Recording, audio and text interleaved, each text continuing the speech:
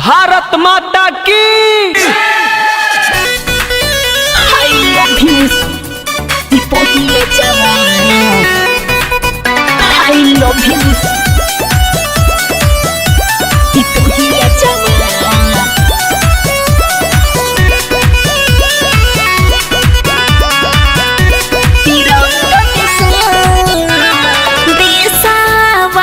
खातिरी हुई जाले कुर्बान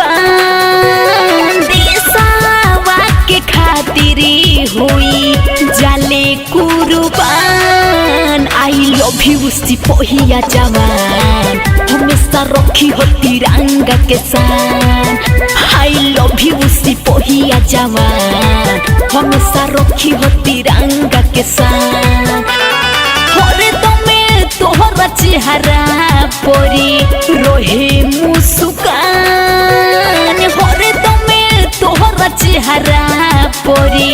रोहे मुस्कान आई लव यू सिपाहिया जवान हमेशा रखी हो तिरंगा के शान आई लव यू सिपाहिया जवान हमेशा रखी हो तिरंगा के शान तिरंगा के शान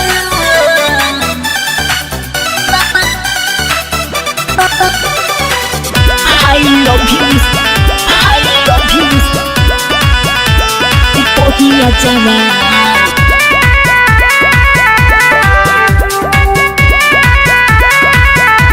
सिपाहिया जवान कबू ना रुकी हो कबू ना झुकी हो सीना के रखी हो तू तान हो आजा सुबासो बापू के राह पर खूबे बनई हो पहचान हो कबू ना रुकी हो कबू ना झुकी हो सीना के रखी हो तू तान हो आजा सुबासो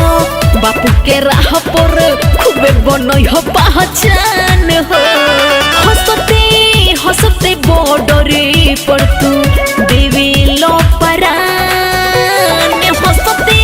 हंसते बॉर्डरे पर तू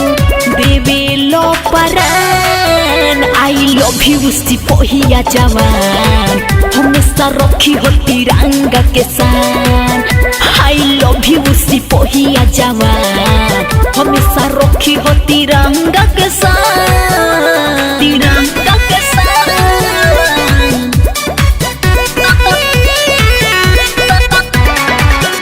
आई लव यू सिपाहिया जवान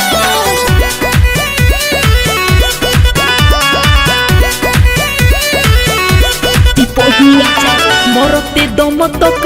लड़ते रही हो चमकई हो आपन सितारा हो सदा चौहान समेत पवन लगावे जय हिंद के नारा हो जय हिंद के नारा मरते दम तक लड़ते रही हो चमकई हो आपन सितारा हो सदा चौहान समेत प्रमोद लगावे जय हिंद के नारा से धीर विकास आर्मी के इहे पहचान से धीर विकास आर्मी के